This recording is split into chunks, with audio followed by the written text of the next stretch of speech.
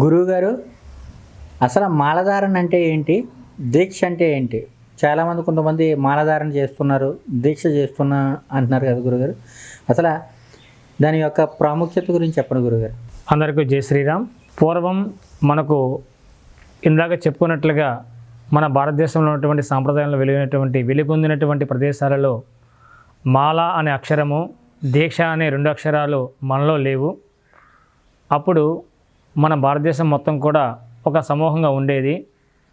అలా ఉండేటప్పుడు భక్తులు కూడా చకచక పరుగులు ఎత్తుతూ ఉదయాన్నే లేచి చక్కగా స్నానమాచరించి దేవుని దండం పెట్టుకోవడం, ఇష్టదేవాన్ని కొలుచుకోవడం, చక్కగా స్మరించి అప్పుడు పూర్వపు ఉన్నటువంటి జీవనాధారం వ్యవసాయం. అంటే ఇప్పుడు టెక్నాలజీ కాదు, పూర్వపు మాలధారణ రాక మునుపు కాలం సంగతి మనం తెలుసుకుంటున్నాం.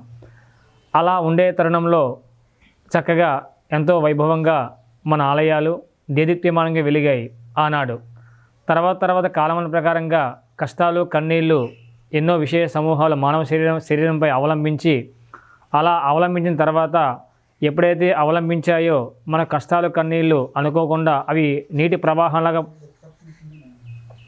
ప్రవాహంలాగా పారుతున్నాయి. కాబట్టి ఏ దేవుడికి చక్కగా మాలధారణ దీక్ష తీసుకుంటే బాగుంటుందో, ఏ పరమాత్మకు కడితే బాగుంటుందో, ఏ దీక్ష తీసుకుంటే మనం ముందుకు వెళ్ళగలమో, ఏ యొక్క దీక్ష తీసుకుంటే మనం కొన్ని సమూహాలు అడుగు పెట్టగలమో అనే సందేహాలు తర్వాత మెదులుతూ వస్తున్న ఆ కాలక్రమంలో మొట్టమొదటిసారిగా మనం మాలధారణ చేసినటువంటి సమయము ఉన్న రోజు శనివారము. మొట్టమొదటి మాలధారణ చేసినటువంటి మన తెలుగువారే ఆనాటి కాలంలో తిరుమల తిరుపతి దేవస్థానంలో తిరుపతి శ్రీ వెంకటేశ్వర స్వామివారిని దర్శించుకొని స్వామివారిని యొక్క 7 వారాల పూజలు చక్కగా చేసుకొని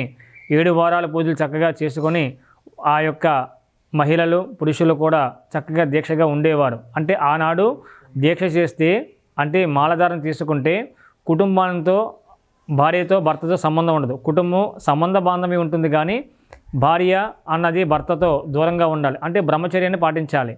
అంటే స్త్రీ సౌఖ్యత కలగటం కానీ, స్త్రీ దగ్గర నుంచోవడం కానీ అలాంటివి జరిగేవి కాదు. అలాంటి సమయంలో చక్కగా దీక్షలు బాగా జరిగేవి.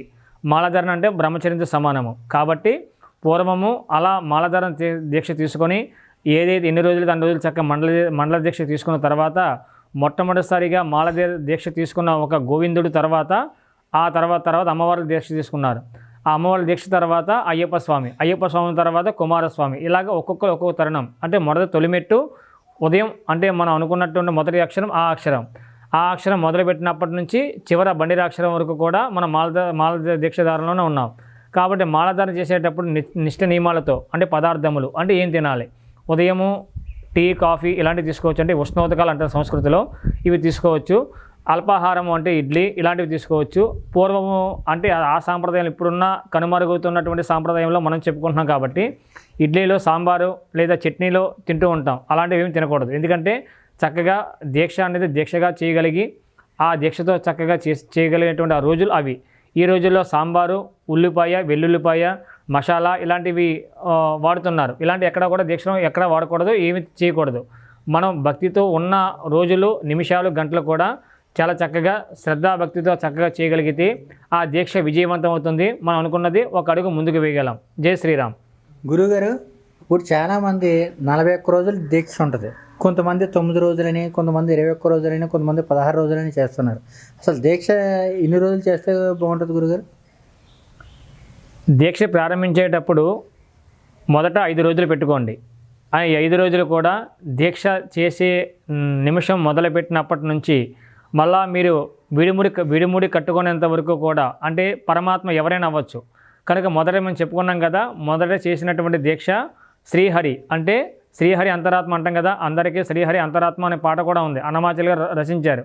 ఆ పాటలో వెంకటేశ్వర స్వామిని మనం మొదట దీక్ష తీసుకున్నాం. కాబట్టి ఇలాగే అంటే వెంకటేశ్వర స్వామి వారి తర్వాత అమ్మవార్లు వచ్చారు. అంటే ముందు అయ్యవారు తర్వాత అమ్మవారి తర్వాత అలా కాలక్రమేణంగా అయ్యప్ప స్వామి, కుమారస్వామి ఇలా లైన్గా చెప్పుకున్నాం. ఈ దీక్ష 5 రోజులు తీసుకునేటప్పుడు ఇంటితో సంబంధ బాంధవ్యం ఉండకూడదు. అంటే ఇంట్లో యోగక్షేమాలు తెలుసుకోవాలి, దగ్గరికి కూడా వెళ్ళకూడదు. దూరంగా ఉండి స్వామి నేను బ్రహ్మచర్యం తీసుకున్నాను 5 రోజులు లేదా 7 రోజులు తీసుకున్నాను